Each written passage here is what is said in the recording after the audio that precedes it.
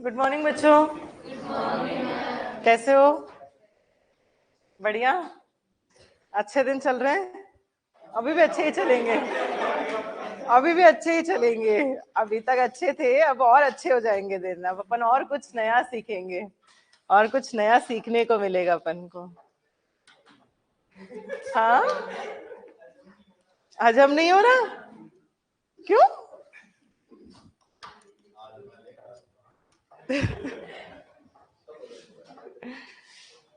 देखो, अब अपना कोर्स चेंज हो चुका है, आप लोगों को पता ही है। अपने 6 सब्जेक्ट्स हैं, तो ये जो 6th सब्जेक्ट है अपना ग्रुप 2 का 6th subject SM and FM, तो मैं ये वाला पार्ट कवर करूंगी, SM, जो 50 मार्क्स का है।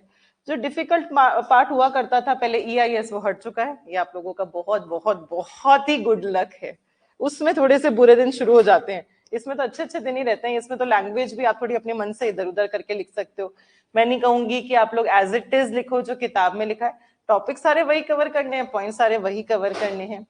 रूल आप लोगों को पता ही है मेरी क्लास का, फिर भी मैं बता देती हूँ। एक बार रिवाइज करवा देती हूँ कि करना क्या है। डेली जितना पढ़ेंगे उतना डेली याद करना है, और मैं डेली सुनूंगी, ठीक है? अगले दिन सुनकर ही अपन आगे बढ़ेंगे, अदरवाइज अपन आगे नहीं बढ़ेंगे। अब थ्योरी में बच्चों देखो, थ्योरी सब्जेक्ट है, लर्न तो करना ही पड़ेगा। एक तो लर्न होता है रट्टा मार के लर्न करना, तो उसको मुश्किल होता है थोड़ा सा रट्टा मार के जब लर्न करते हैं। एक लर्न होता है हम समझ कर लर्न करते हैं, जब चीजों को समझ कर लर्न करते हैं तो वो बहुत आसान रहता है। अब मैं डेली का डेली लर्न क्यों करवाती हूँ? मुझे मजा आता है डांटने में। पॉइंट यही है कि कहाँ निकालू मेरा गुस्सा, तो आप लोग ही दिखते हो, इसीलिए डेली का डेली लर्न करवाती हूँ। चलो और कोई रीजन बताओ, मैं डेली का डेली लर्न क्यों करवाती हूँ? कोई झूठ मूठ का रीजन, ये तो सच का हो गया। बात तो यही है। क्यों होता है डेली का डेली क्यों लर्न करना चाहिए? बाद में बर्डन कम नहीं, बहुत कम हो जाता है। थ्योरी सब्जेक्ट ऐसे सब्जेक्ट्स होते हैं कि अगर हम नहीं पढ़ेंगे, सपोज मैं डेली के 5 पेजेस पढ़ा रही हूँ फॉर एग्जाम्पल, आज मैंने 5 नहीं पढ़े, मेरा मन नहीं किया, कल मैंने और 5 पढ़ा दिए, कल भी नहीं पढ़े, परसों और 5 पढ़ा दिए, तो एक साथ 15 पेजेस करना आसान है या एक साथ 5 पेजेस करना आसान है? 5 करोगे तो ज्यादा डेप्थ में कर पाओगे, ज्यादा अच्छे से कर पाओगे। 15 करोगे तो उसमें से आधा पढ़ता याद होगा, आधा पढ़ता याद नहीं होगा, और उस आधे में से भी आधा और आधे में से भी आधा कट कट के एग्जाम तक कुछ भी नहीं बचता फिर हमारे लिए। तो इसीलिए थ्योरी सब्जेक्ट में कंसिस्टेंसी होना बहुत जरूरी है, कि डेली का डेली पढ़ना और बहुत अच्छे से पढ़ना, एकदम परफेक्टली याद करना। मेरी क्लास में लैंग्वेज बैरियर नहीं है कि आप हिंदी में सुनाओ कि इंग्लिश में सुनाओ, आपकी जो मन है, मारवाड़ी में, इंग्लिश में, हिंदी में, जिसमें मन है ना उस भाषा में सुना देना, बस सुना देना, एक ही चीज है। अगर SM में अच्छे मार्क्स लाने हैं तो लर्न करना एक ही मंत्र है इस सब्जेक्ट को पढ़ने का, और पूरा लर्न करना है। अगर मैं एक टॉपिक के 8 पॉइंट करवाती हूँ तो 8 के 8 आपको लर्न करना है। ऐसा नहीं कि हमारा मन कर रहा है तो हम 4 लर्न कर रहे हैं, हमारा मन कर रहा है तो 2 लर्न कर रहे हैं, नहीं। कंप्लीट कवरेज करना है, कंप्लीट लर्न करना है, तभी हम स्कोर कर सकते हैं, अदरवाइज नहीं कर सकते। बहुत छोटा कर दिया है इस सब्जेक्ट को हमारे। पहले आप लोगों के 8 चैप्टर्स होते थे SM के अंदर, अब आप लोगों के सिर्फ कितने चैप्टर्स हैं? 5 चैप्टर्स। तो on an average her chapter कितने मार्क्स का है बच्चों? 10 मार्क्स का। हर चैप्टर इक्वली इंपॉर्टेंट है, ऐसा नहीं है कि ये चैप्टर इंपॉर्टेंट नहीं है या ये चैप्टर इंपॉर्टेंट है। जैसे अपन चैप्टर नंबर 1 पढ़ेंगे, बहुत छोटा चैप्टर है, 2-3 दिन में पूरा हो जाएगा, इतना सही चैप्टर है। तो हर चैप्टर इक्वल वेटेज का है, इक्वल इंपॉर्टेंस का है। तो अपन को बहुत अच्छे से सारे चैप्टर्स डेली अपन को लर्न करने हैं, ठीक है? और हाँ, पहले दिन से ही लर्न कर लेना, क्योंकि बहुत छोटा चैप्टर है तो बहुत जल्दी खत्म हो जाएगा, और हर चैप्टर पूरा होते ही मैं टेस्ट लेना शुरू कर दूंगी। फर्स्ट पूरा आज हुआ, कल टेस्ट, फिर सेकंड शुरू करेंगे, फिर सेकंड पूरा हुआ, परसों टेस्ट। तो मैं एक दिन भी आप लोगों को बीच में गैप नहीं दूंगी, इसलिए डेली का डेली साथ साथ पढ़ते चले, ठीक है? यहाँ पे कुछ कुछ मिसिंग है, वो लिख लेना अपना। इसके अंदर लिख लो इंट्रोडक्शन टू स्ट्रैटेजिक मैनेजमेंट। यहाँ कॉर्पोरेट लेवल, यहाँ बिजनेस लेवल,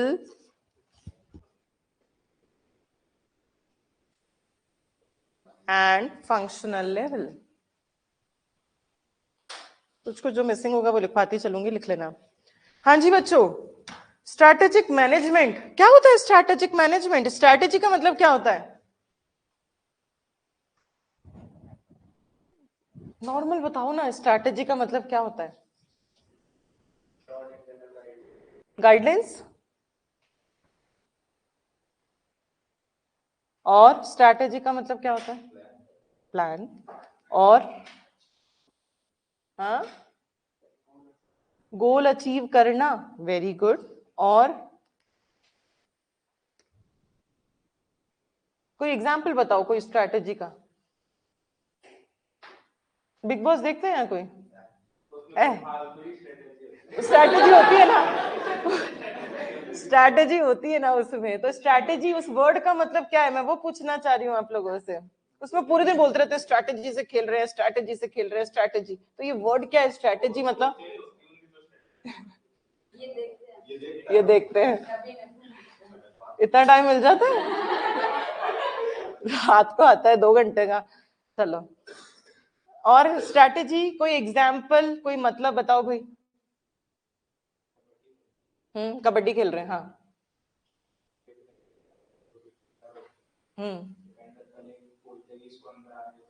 ये स्ट्रैटेजी बनाते हैं कि घेरा बना लेते हैं अपन सब, और फिर आने दो दूर तक, और फिर सब एक साथ घेर लेंगे उसको।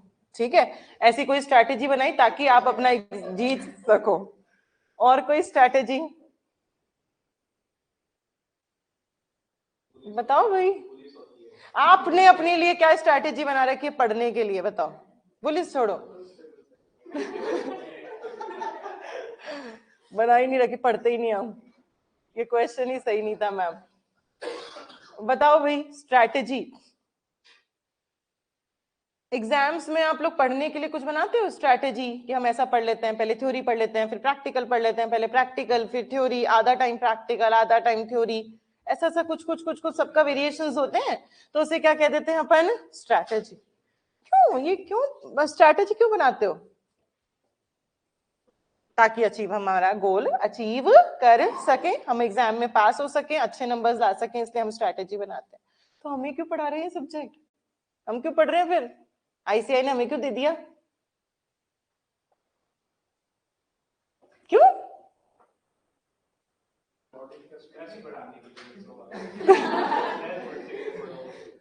स्ट्रेस बढ़ सके, स्ट्रेस उन्होंने कम कर दिया, आपके 2 सब्जेक्ट्स कम कर कर बहुत कम कर दिया स्ट्रेस। या ये एक्चुअल स्ट्रेस था? ये इसमें जान निकल जाती थी बच्चों की।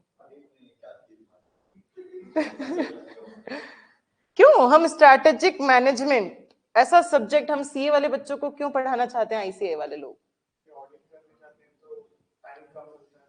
हम स्ट्रैटेजी से काम, हर चीज आपको बिजनेस में, आप कोई भी प्रोफेशनल हो, चाहे आप चार्टर्ड अकाउंटेंट ही क्यों ना हो, हर जने को स्ट्रैटेजी समझना बहुत जरूरी है। अगर बिजनेस में उसको ग्रोथ करनी है, बिजनेस में उसको सक्सेस पानी है, किसी और बिजनेस की उसको ऑडिट करनी है, तो वहां की उसको स्ट्रैटेजी समझ में आनी चाहिए कि ये लोग किस तरीके से काम करते हैं, इनके काम करने का तरीका क्या है। हम अगर वही नहीं समझ पाएंगे तो हम उनकी ऑडिट भी नहीं कर पाएंगे। तो स्ट्रैटेजी, आप अपने बिजनेस में अगर एक स्ट्रैटेजी बनाकर काम करते हैं तो आपके बिजनेस में सक्सेस होने के जो चांसेस होते हैं वो इंक्रीज हो जाते हैं। इसीलिए आईसीआई चाहता है कि आप लोग ये सब्जेक्ट पढ़ें, स्ट्रैटेजिक मैनेजमेंट पढ़ें। आप लोगों को रियल लाइफ का समझ में आएगा यहाँ पे कि ये रियल लाइफ में एक्चुअल में बिजनेसेस में ऐसी स्ट्रैटेजीज बनाई जाती हैं और उनको इस तरीके से मैनेज किया जा सकता है। तो हम इस चैप्टर के अंदर क्या क्या पढ़ेंगे बच्चों? Meaning and nature of strategic management, strategy क्या होती है, स्ट्रैटेजिक मैनेजमेंट की इंपॉर्टेंस क्या है, उसके लिमिटेशंस क्या है, आपका इंटेंट क्या, इंटेंट मतलब क्या होता है? इंटेंट मतलब इंग्लिश में, इंग्लिश का हिंदी मीनिंग इंटेंट। उद्देश्य, इंटेंशन, वेरी गुड। कि आपका इंटेंशन क्या है, आप क्यों बना रहे हो वो स्ट्रैटेजी, आपका इंटेंशन पता होना चाहिए, तभी आप लोग ढंग से स्ट्रैटेजी बना पाएंगे। आगे अभी आप लोगों का इंटेंशन है हमें इंटरमीडिएट क्लियर करना है, उसके अकॉर्डिंग आप स्ट्रैटेजी बनाओगे। फिर आपका इंटेंशन होगा हमें फाइनल क्लियर करना है, उसके अकॉर्डिंग स्ट्रैटेजी। फिर आपका इंटेंशन होगा कि हमें जॉब में एक्सेल करना है, या हमें इस सब्जेक्ट में एक्सेल करना है, इस फील्ड में आगे बढ़ना है, हमें हमारा बिजनेस खोलना है, हमें इस फर्म की ऑडिट करनी है, जो भी है।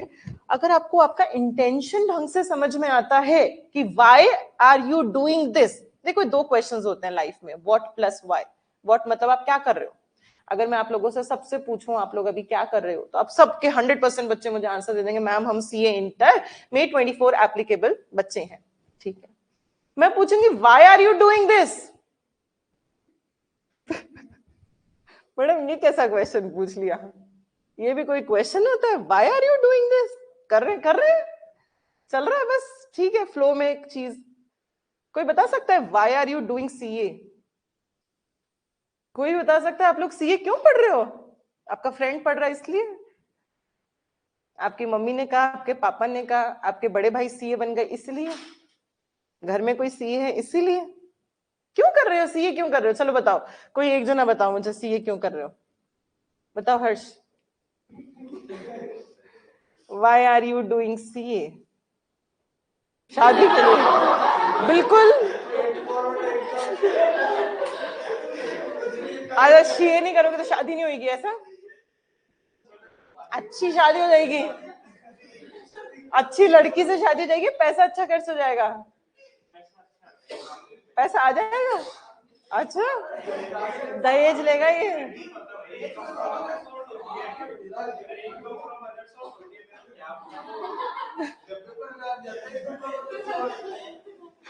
चलो यश, आप क्यों कर रहे हो? Same reason, life style. CA वालों की क्या लाइफ स्टाइल है? क्या, जैसे कि? ये तो मैं आज नया ही सुन रही हूँ, सीए वाले बच्चों की लाइफ स्टाइल अच्छी होती है। कैसे? मैं तो आपसे पूछ रही हूँ, मैं तो आपसे पूछ रही हूँ, आप बताओ आपकी लाइफ स्टाइल कैसे अच्छी हो जाएगी सीए करके?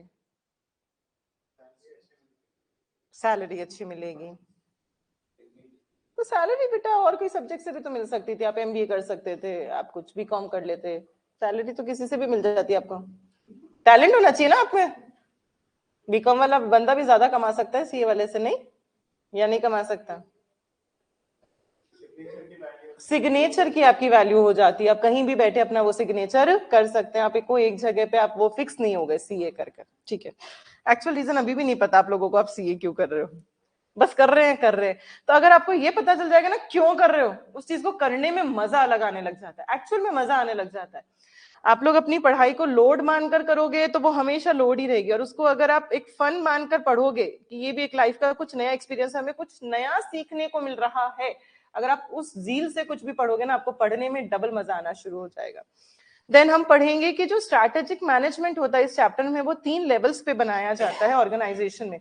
पहले हम 3 लेवल्स कौन से पढ़ते थे ऑर्गेनाइजेशन में? 3 लेवल्स कौन से होते हैं? Top, middle and low level. पहले यही पढ़ते थे। टॉप लेवल पे कौन से लोग होते थे? Board of directors, CEO etcetera.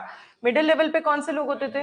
Managers, जैसे कि production manager, finance manager, HR manager etcetera. और लो लेवल पे कौन से लोग होते थे? वर्कर्स, जो एक्चुअल में काम करते हैं, जो एक्चुअल में ऑपरेशन करते हैं बिजनेस के अंदर, उन्हें क्या कहते हैं? लो लेवल के लोग। पर अब सिनेरियो चेंज हो गया, अब एक ऑर्गेनाइजेशन में 3 लेवल्स होते हैं, corporate, business and functional. Corporate level पे कौन हो गया? आपके ऑर्गेनाइजेशन का सीईओ, बोर्ड ऑफ डायरेक्टर्स, वही है। अब इसके बाद आपके आते हैं कौन से लेवल? बिजनेस लेवल, कि आपके ऑर्गेनाइजेशन का बिजनेस क्या क्या है। यहाँ पे बिजनेस क्या क्या है, for example upon ITC company की बात करें तो आईटीसी के होटल्स हैं उसका बिजनेस के अंदर, आईटीसी की स्टेशनरी का बिजनेस है, उसके टोबैको का बिजनेस है, ये उसका बिजनेस लेवल।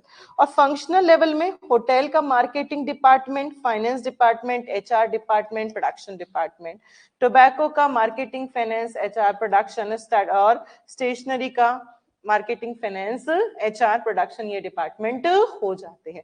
तो अब जो ऑर्गेनाइजेशंस में होते हैं वो 3 लेवल्स होते हैं, corporate level, business level and functional level. Corporate मतलब सीईओ, बोर्ड ऑफ डायरेक्टर्स, जो मेन हेड होंगे बिजनेस के। बिजनेस लेवल में क्या क्या आ जाएगा? आपका किस किस चीज का बिजनेस है उसको अपने अलग अलग सेक्शंस में बांट दिया। फिर हर एक बिजनेस के अपने अलग अलग डिपार्टमेंट्स होते हैं, अलग अलग फंक्शंस होते हैं, like marketing, finance, HR, production. फिर मार्केटिंग के अंदर मार्केटिंग वाले लोग काम करेंगे, प्रोडक्शन के अंदर प्रोडक्शन वाले, एचआर के अंदर एचआर वाले। इस तरीके से आजकल डिविजन होता है। चलो, अगर बिजनेस में स्ट्रैटेजी बनानी हो, सिर्फ बनानी है, तो सिर्फ बनाने का काम कौन करेगा, कॉर्पोरेट बिजनेस या फंक्शनल? कॉर्पोरेट। कॉर्पोरेट का काम है सिर्फ स्ट्रैटेजी बनाना कि मुझे ये अचीव करना है, मुझे इस साल में 10 लाख का बिजनेस मेरा एक्सटेंशन करना है, तो उसके लिए सब लोगों को इस तरीके से काम करना है। फिर उसको इंप्लीमेंट करने का किसकी जिम्मेदारी है, बिजनेस एंड फंक्शनल। बिजनेस भी अपने लिए स्ट्रैटेजी बनाएगा, मतलब होटल वाला भी खुद के लिए स्ट्रैटेजी बनाएगा, पर एक्चुअल इंप्लीमेंटेशन की जिम्मेदारी किसकी होती है, मार्केटिंग वाले की। और जब सब लोग अपनी अपनी स्ट्रैटेजी को फुलफिल कर लेंगे, मतलब होटल वाला भी इंप्लीमेंट अच्छे से कर रहा है, टोबैको वाला और स्टेशनरी वाला, तभी आपका आईटीसी वाले की जो स्ट्रैटेजी होगी वो इंप्लीमेंट हो पाएगी, वो एग्जीक्यूट हो पाएगी। तो ये सारी चीजें अपन इस चैप्टर के अंदर पढ़ने वाले हैं। तो इंट्रोडक्शन क्या कहता है, कोई भी एग्जीक्यूटिव हो, कोई भी प्रोफेशनल, चाहे सीए हो, अगर उनको अपने बिजनेस में ग्रोथ चाहिए तो उनको बहुत अच्छी नॉलेज होनी चाहिए, स्ट्रैटेजिक मैनेजमेंट की बहुत डीप डेप्थ नॉलेज होनी चाहिए। अब अपन पढ़ेंगे सबसे पहले मैनेजमेंट। मैनेजमेंट का मतलब क्या होता है, 12th बीएसटी पढ़ते थे, मैनेजमेंट एक बड़ा सारा चैप्टर होता था, क्या था,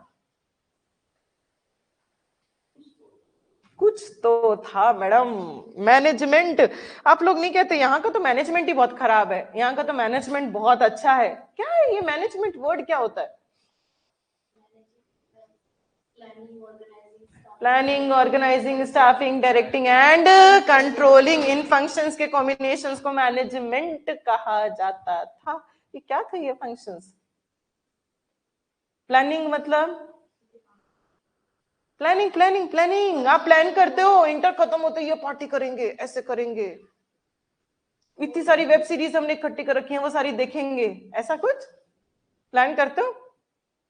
अभी तो मैडम कुछ ही प्लान नहीं कर रहे।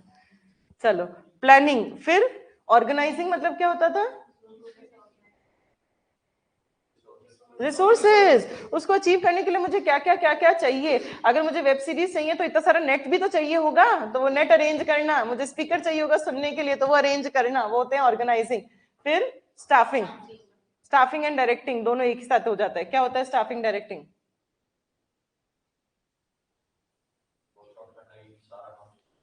नहीं नहीं, वो वॉच आउट कैसे होएगा, काम ही नहीं हुआ अभी तक तो। रिक्रूटमेंट, सिलेक्शन तो स्टाफिंग, और डायरेक्टिंग लोगों को काम असाइन कर दिया, भाई तेरा काम है स्पीकर देखना, तेरा काम है नेट देखना, सब सही से आना चाहिए, ताकि मैंने जो सोचा था कि मेरा ये काम होना चाहिए वो कंप्लीट हो जाए। लोगों को काम बांट दिया। फिर लास्ट क्या होता था, कंट्रोलिंग, मतलब हाँ बेटा, ऐसे आंसर्स अगर पेपर में लिखाओगे ना तो मैं ही काट दूंगी, और कुछ नहीं है।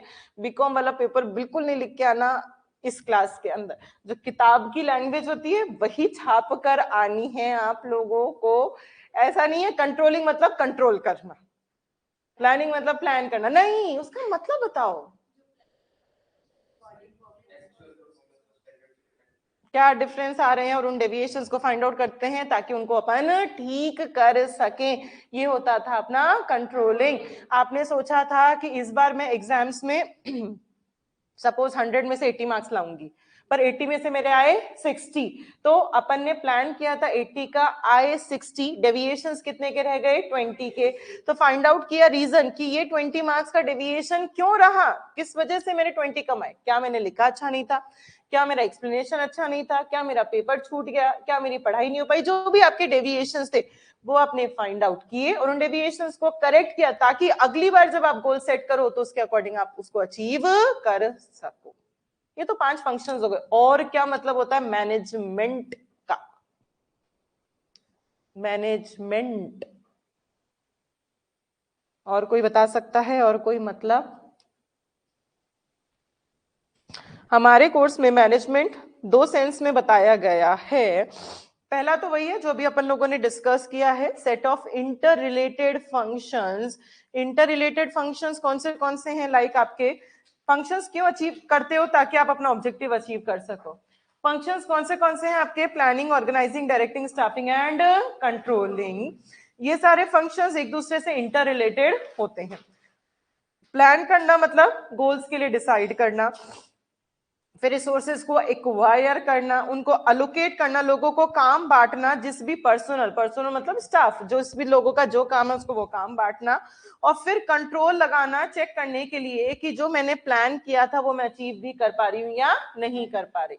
तो पहला तो हम सेंस डिस्कस कर चुके कि मैनेजमेंट मतलब set of interrelated functions like planning, organizing, staffing, directing and controlling. ये हम क्यों करते हैं फंक्शंस परफॉर्म? ताकि हम हमारा गोल्स एंड ऑब्जेक्टिव्स को अचीव कर सकें। ये सारे फंक्शंस एक दूसरे से इंटर रिलेटेड होते हैं, कनेक्टेड होते हैं। प्लान नहीं करोगे तो ऑर्गेनाइज किसके लिए करोगे? ऑर्गेनाइज नहीं करोगे तो डायरेक्ट कैसे करोगे? डायरेक्ट नहीं करोगे तो कंट्रोल किसका करोगे? सब एक दूसरे से कनेक्टेड होते हैं। अब प्लानिंग मतलब ऑर्गेनाइजेशन का गोल डिसाइड करना, ऑर्गेनाइजिंग का मतलब रिसोर्सेज को एक्वायर करना, मोबिलाइज करना, देन उसके बाद लोगों को काम बांटना कि आपका ये काम है, टास्क अलोकेट करना, जिस भी पर्सनल का जो टास्क है। उसके बाद कंट्रोल सिस्टम इंप्लीमेंट करना कि ये चेक करने के लिए कि जो मैंने सोचा था वो मैं अचीव कर पा रही हूँ या नहीं कर पा रही। और सेकंड सेंस मैनेजमेंट की सेकंड डेफिनेशन क्या हो सकती है? मैनेजमेंट का मतलब और क्या हो सकता है? मैनेजमेंट मतलब की group in an organization in charge of its affairs. Management कौन संभालता है? कोई लोग संभालते हैं। तो वो सारे लोग जो भी काम हो रहा है उसके लिए वो रिस्पॉन्सिबल है। ऑर्गेनाइजेशन में जितना भी काम हो रहा है उसके लिए जो लोग जिम्मेदार होंगे उन्हीं लोगों को क्या कहा गया है? मैनेजमेंट कहा गया। अब उन लोगों का काम क्या है? जो इंचार्ज जिनको मैंने बना दिया उनका काम क्या है कि जो भी डिसऑर्गेनाइज्ड रिसोर्सेज हैं। अब बच्चों रिसोर्सेज क्या होती हैं? रिसोर्सेज क्या होती हैं? एग्जाम्पल। अरे इतने ब्लैंक मत रहो। रिसोर्स मतलब रॉ मटेरियल हो गया, और मशीन हो गई, और मनी, मशीन और मैन पावर, सब कुछ तो रिसोर्स ही तो है। और रिसोर्सेज लिमिटेड होती है कि अनलिमिटेड? लिमिटेड। हर एक रिसोर्स दुनिया में लिमिटेड ही है, कोई भी रिसोर्स अनलिमिटेड नहीं है। तो ये सारे रिसोर्सेज डिसऑर्गेनाइज है। डिसऑर्गेनाइज का मतलब आज मशीन लाके रख दी मैंने, रॉ मटेरियल लाके रख दिया, इंसान है, पैसा है, पर अगर उस इंसान को, लेबर को मैंने यही नहीं बताया कि आपको इस मशीन पे ये काम करना है, आपको ये वाला रॉ मटेरियल काम में लेना है, आपको ये कलर का आपको ये प्रोडक्ट बनाकर देना, इसमें इतना पैसा लगना चाहिए, अगर इन सबको कोई ऑर्गेनाइज करने वाला ही बंदा नहीं है तो फिर वो मैनेजमेंट ढंग से नहीं हो सकता ऑर्गेनाइजेशन का। तो उन लोगों का काम क्या होता है? जो इंचार्ज हैं उनका काम है कि जितनी भी डिसऑर्गेनाइज रिसोर्सेज हैं like man power, money, material, technology, उन सारी रिसोर्सेज को इंटीग्रेट करना, इकट्ठा करना, उन सारी रिसोर्सेज को ऑर्गेनाइज करना, ताकि उस ऑर्गेनाइजेशन को आप क्या बना सको? प्रोडक्टिव एंड पर्पसफुल एंटिटी बना सको। कि उसका कुछ प्रोडक्टिव, उसका कुछ रीजन है होना चाहिए उस ऑर्गेनाइजेशन का। एंटिटी मतलब ऑर्गेनाइजेशन। तो उस ऑर्गेनाइजेशन को पर्पसफुल बना सको कि हाँ इसका कोई रीजन है। प्रोडक्टिव मतलब यूजफुल है वो ऑर्गेनाइजेशन। आपने जो भी सामान बना कर दिया है वो कोई यूजफुल सामान बन रहा है, वो वेस्ट सामान नहीं है। तो ये होता है मैनेजमेंट। तो मैनेजमेंट का मतलब क्या होता है? मैनेजमेंट का मतलब वो सारे लोग जो इंचार्ज हैं जो भी काम हो रहा है उसके लिए। अब उन लोगों का काम क्या है कि जितनी भी डिसऑर्गेनाइज्ड रिसोर्सेज हैं like man power, machine, material, technology, उन सारे रिसोर्सेज को ऑर्गेनाइज करना, इंटीग्रेट करना, इकट्ठा करना, ताकि उससे वो उस ऑर्गेनाइजेशन को क्या बना सके? प्रोडक्टिव एंड पर्पसफुल ऑर्गेनाइजेशन बना सके। सेकंड क्या था मैनेजमेंट का मतलब? मैनेजमेंट मतलब set of interrelated functions. कौन से फंक्शंस हैं? Planning, organizing, directing, staffing and controlling.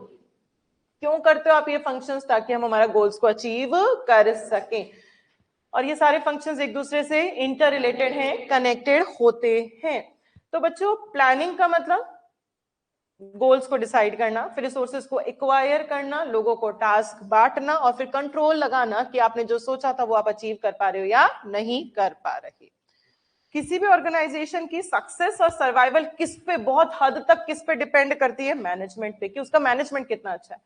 अगर कोई ऑर्गेनाइजेशन है उसके पास बहुत फाइनेंशियल रिसोर्सेज बहुत सारी है, मैन पावर भी अच्छी है, फाइनेंशियल भी अच्छा है, मशीन भी लेटेस्ट है, उसके पास सब कुछ लेटेस्ट है, पर उसका मैनेजमेंट खराब है, मतलब जो लोग मैनेज करते हैं वो खराब है, वो टाइम पे ध्यान ही नहीं दे रहे कौन क्या काम कर रहा है कौन क्या नहीं कर रहा, वो लोग खुद आते नहीं है ऑफिस के अंदर, तो बताओ उस ऑर्गेनाइजेशन को सक्सेस मिलेगी या फेलियर? फेलियर। और अगर कोई ऑर्गेनाइजेशन है जिसके पास रिसोर्सेज तो बहुत लिमिटेड है, फॉर एग्जाम्पल अगर अपन अपने स्टूडेंट्स की बात करें, मेरे पास एग्जाम्स के लिए 8 मंथ्स है, ठीक है, 8 मंथ्स सफिशिएंट टाइम है पेपर आने के लिए, और मुझे सिर्फ 2 पेपर की पढ़ाई करनी है। अब 2 पेपर की पढ़ाई करनी है, पर मैंने कहा कल कर लेंगे परसों कर लेंगे, आज ये काम में बिजी, आज ये काम में बिजी, अपन ढंग से मैनेज नहीं करे, तो क्या आप एग्जाम में पास हो सकते हो? नहीं। चाहे आपके पास 8 महीने हैं, 2 पेपर बाकी हैं, तो भी अगर आपने उसको टाइम को मैनेज नहीं किया तो पास नहीं हो सकते। अगर आपके पास सपोज 1 मंथ ही बाकी एग्जाम के लिए और आपके 2 पेपर बाकी हैं पढ़ने के लिए, अब आप उस 1 मंथ को अगर आप प्रॉपर यूटिलाइज कर लेंगे, मैनेज करके चलेंगे कि फर्स्ट 10 डेज में मुझे कोर्स खत्म करना है, फिर 5 डेज में मुझे रिवीजन करना है 2 बार, या 7 डेज में मुझे रिवीजन करना है, फिर लास्ट के जो 3 डेज बचेंगे उसमें फर्स्ट पेपर की तैयारी, फिर सेकंड पेपर की तैयारी। अगर आप इस तरीके से अपना टाइम मैनेज कर चलेंगे, तो अब बताओ आपके पास होने के चांसेस ज्यादा होंगे या कम? ज्यादा। तो अगर आप चीजों को मैनेज कर लेते हैं तो आपके सक्सेस और सर्वाइवल के चांसेस बढ़ जाते हैं, और अगर आप ढंग से मैनेज नहीं करेंगे तो आपके सक्सेस और सर्वाइवल के चांसेस उतने ज्यादा नहीं हो सकते। मैनेजमेंट को एक इन्फ्लुएंस प्रोसेस भी कहा जा सकता है। मैनेजमेंट मतलब काम करवाने का तरीका, किसी और से काम करवाना, तो किसी और को मैं इन्फ्लुएंस करूंगी कि आपको ये काम इस तरीके से आपको ये काम करना है, इन्फ्लुएंस करूंगी तभी तो वो लोग मेरा काम कर देंगे। तो मैनेजमेंट को एक इन्फ्लुएंस प्रोसेस भी कहा जा सकता है। क्लियर है? मैनेजर्स क्या करते हैं? ऑर्गेनाइजेशन के गोल्स बनाते हैं, वैल्यूज स्ट्रैटेजीज बनाते हैं, ताकि वो जितने भी एनवायरनमेंट में चेंजेस आ रहे हैं उन सारे चेंजेस के साथ कोप अप कर सकें, एडजस्ट कर सकें और उसको अडेप्ट कर सकें। एनवायरनमेंट क्या होता है? बिजनेस की surroundings. Very good. Surroundings example, किस चीज को सराउंडिंग कहोगे? उसके कलीग्स और उसके कॉम्पिटिटर्स, उसके कस्टमर्स, उसके सप्लायर्स और जो भी डिस्ट्रीब्यूटर्स, जो लोग हैं वो सब उसका एनवायरनमेंट होता है। और एनवायरनमेंट बच्चों सर्टेन होता है या अनसर्टेन? अनसर्टेन। कभी भी कुछ भी चेंजेस हो सकते हैं, तो एनवायरनमेंट में जितने चेंजेस हो रहे हैं उन सबको अपन अडेप्ट कर सके, उनके सबके साथ अपन एडजस्ट कर सके। इसीलिए मैनेजर्स क्या करते हैं? मैनेजमेंट करते हैं, चीजों के लिए स्ट्रैटेजीज बनाते हैं कि जो चेंजेस आ रहे हैं उनके साथ अपन कोप अप कर सके। तो मैनेजमेंट का कंसेप्ट क्लियर हुआ कि मैनेजमेंट मतलब क्या होता है। देन टर्म आता है स्ट्रैटेजी, क्योंकि हमारे सब्जेक्ट का नाम ही क्या है? Strategic management. तो मैनेजमेंट पढ़ लिया, अब स्ट्रैटेजी पढ़ते हैं। स्ट्रैटेजी आप लोगों ने मुझे बताया था, स्ट्रैटेजी मतलब प्लानिंग, स्ट्रैटेजी मतलब काम करने का तरीका, कि किस तरीके से आप काम करोगे। आप पहले थ्योरी पढ़ोगे, पहले प्रैक्टिकल पढ़ोगे, हाफ थ्योरी हाफ प्रैक्टिकल पढ़ोगे, 1 घंटा थ्योरी 1 घंटा प्रैक्टिकल, जो भी आप लोगों की स्ट्रैटेजी होती है पढ़ने के लिए। तो स्ट्रैटेजी मतलब मेथड्स और मीन्स, तरीके जो अपनाए जाते हैं ताकि आप बिजनेस का ऑब्जेक्टिव अचीव कर सकें, तो उसे अपन क्या कह देते हैं? स्ट्रैटेजी कह देते हैं। आप स्ट्रैटेजी कैसे बनाते हो? कैसे बनाते हो? आप लोगों ने सपोज ये डिसाइड कर रखा है कि हम 3 घंटे प्रैक्टिकल, और जब रात का टाइम होता है, जब नींद आना, एक्चुअली नहीं, रात का टाइम होता है जब नींद आना शुरू होती है तब तो हम करेंगे प्रैक्टिकल, और दिन में जब माइंड बहुत फ्रेश होता है तब मैं करूंगी थ्योरी। ये आपने स्ट्रेटेजी कैसे बनाई? कहीं लिखा हुआ है ये? फिर कैसे बनाई? मैंने बोला नहीं, ऑब्जर्वेशन। आपने पास की सिचुएशंस को एनालाइज किया। मैंने एक दिन रात को थ्योरी खोल ली ऐसे, और राम नींद आने लग गई, एक लाइन को मैं 10 बार पढ़ रही हूँ और मेरे दिमाग में ही नहीं घुस रही वो लाइन क्या रही, और मैं कब सो गई और कब सुबह हो गई पता ही नहीं चला, किताब खुली की खुली रह गई। ऐसा होता है, हमारे साथ भी होता था ऐसा, कि हम जब थ्योरी रात को पढ़ते थे तो वो इजी सी लाइन, जैसे अगर इजी सी लाइन है कि my name is Arpita Gupta, ये कितनी इजी लाइन है, पर उस टाइम हमें ये लाइन भी समझ में नहीं आती थी। क्यों? क्योंकि हमारा माइंड इतना थक चुका होता था और एकदम नींद आ रही होती थी। तो अपन ने अगर किसी दिन वो करके देखा तो मुझे पता चला कि नहीं, रात को मैं थ्योरी नहीं पढ़ सकती क्योंकि मुझे नींद ज्यादा आती है। फिर मैंने किसी दिन सुबह उठ के फ्रेश माइंड से थ्योरी पढ़ी, तो मुझे फटाफट 1 घंटे में सब कुछ लर्न हो गया, 8 पन्ने लर्न हो गए। तो मैंने क्या देखा कि सुबह मेरा माइंड बहुत फ्रेश रहता है, तो सुबह मुझे जल्दी जल्दी थ्योरी कर लेनी चाहिए। और रात को माइंड थोड़ा थका भी रहता है, तो प्रैक्टिकल करने से जब आप हाथ से क्वेश्चंस करते हो तो नींद अपने आप उड़ जाती है और वो चीज अपने आप चलना शुरू हो जाती है आप लोगों की। तो स्ट्रैटेजी आपने कैसी बनाई? आपने सिचुएशंस को एनालाइज किया, फिर आपने प्लानिंग की और फिर उसको इंप्लीमेंट किया ताकि आप अपना गोल्स एंड ऑब्जेक्टिव्स को अचीव कर सके। क्लियर है? अब स्ट्रैटेजी की बहुत सारी डेफिनेशंस और हमें सारी की सारी लर्न करनी है। क्यों मैडम? क्यों? कई बार क्या होता है, सिर्फ व्हाट इज स्ट्रैटेजी वो 6 नंबर का दे देगा, सिर्फ व्हाट इज स्ट्रैटेजी, तो वो 6 जितना कंटेंट भी आना चाहिए, इसलिए सारी याद करनी है। दूसरा रीजन सारी क्यों याद करनी है, कई बार वो एग्जाम में हमें एमसीक्यूज आते हैं हमारे, तो एमसीक्यू में वो दे देगा सपोज कि विलियम एफ ग्लूक की डेफिनेशन कौन सी थी, उसने 4 डेफिनेशन लिख दी। अब अगर मुझे उसकी डेफिनेशन लर्न ही नहीं होगी तो मैं नहीं बता पाऊंगी कि इन चारों में से एक्चुअल उसकी कौन सी थी। इसलिए मुझे ये सारी बहुत सारी डेफिनेशंस है स्ट्रैटेजी की, वो सारी की सारी लर्न करनी है। स्ट्रैटेजी क्या है? It is a game plan by management. Game plan, management एक प्लान बनाता है ताकि वो अपनी पोजीशन ले सके, अपने ऑपरेशंस को कंडक्ट कर सके, कस्टमर्स को अट्रैक्ट कर सके एंड कंपीट सक्सेसफुली और अपना ऑर्गेनाइजेशन का ऑब्जेक्टिव अचीव कर सके। तो स्ट्रैटेजी का एक प्लान है जो किसने बनाया? मैनेजमेंट ने। क्यों बनाया? ताकि वो अपनी एक कोई पोजीशन मार्केट में ले सके, अपना जो काम है ऑपरेशंस उसको कंडक्ट कर सके, उसके जितने भी कस्टमर्स हैं उनको अट्रैक्ट करे, क्योंकि कस्टमर्स को अगर वो अट्रैक्ट नहीं करेगा तो कैसे उसको सक्सेस मिलेगी? उसको सक्सेस नहीं मिल सकती।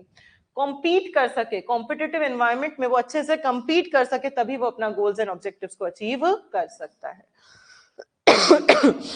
विलियम एफ ग्लूक क्या कहते हैं? Strategy is a comprehensive unified. Comprehensive मतलब बच्चों, कॉम्प्रिहेंसिव मतलब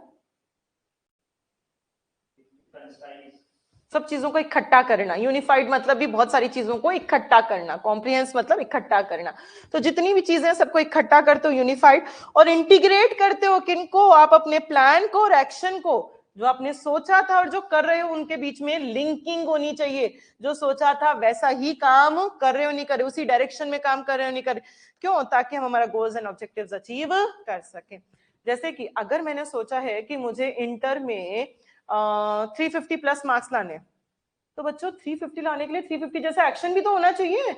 दिन में आप 14-14, 16-16 घंटे पढ़ोगे तभी 350 प्लस मार्क्स आएंगे। अगर मेरा एम ही है कि मुझे 200 प्लस मार्क्स आने, तो मैं थोड़ा कम पढ़ लूंगी। पर अगर मेरा 350 एम है और मैं दिन में 2 घंटे पढ़ रही हूं, तो मेरा 350 एम अचीव नहीं हो सकता। तो स्ट्रैटेजी क्या कहती है कि आपकी जो प्लानिंग आपने की और जो आप एक्शन कर रहे हो उनके बीच में क्या होनी चाहिए? इंटीग्रेशन, कनेक्टिविटी होनी चाहिए, ताकि आपने जो सोचा है गोल्स एंड ऑब्जेक्टिव्स वो आप अचीव कर सके। इगोर एच एनसॉफ्ट क्या बोलते हैं? It is a common thread between जो आप एक्टिविटी कर रहे हो और जो आपका मार्केट है, जो आप काम कर रहे हो और जो आपका मार्केट है, उसके बीच में कॉमन थ्रेड है, कॉमन लिंकिंग है, जो बता रहा है कि अभी मेरा बिजनेस का नेचर क्या है और फ्यूचर में उसको कहां तक पहुंचना है। अब मतलब जो मैं कर रही हूं और मेरा मार्केट, उनके बीच में कनेक्टिविटी है। क्यों?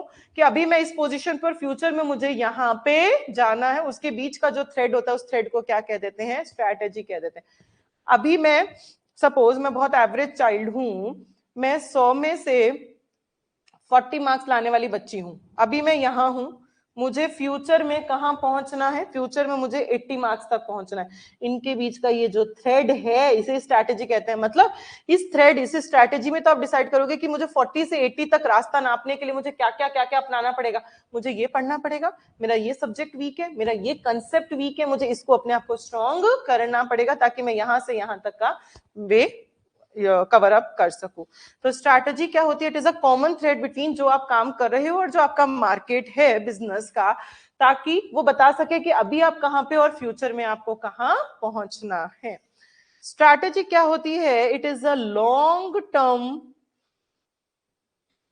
It is a long term plan और blueprint. Long term plan और ब्लू प्रिंट। ब्लू प्रिंट क्या होता है बच्चों? मैडम आप क्वेश्चन बहुत पूछते हो और हम सब चुप बैठे रहते हैं।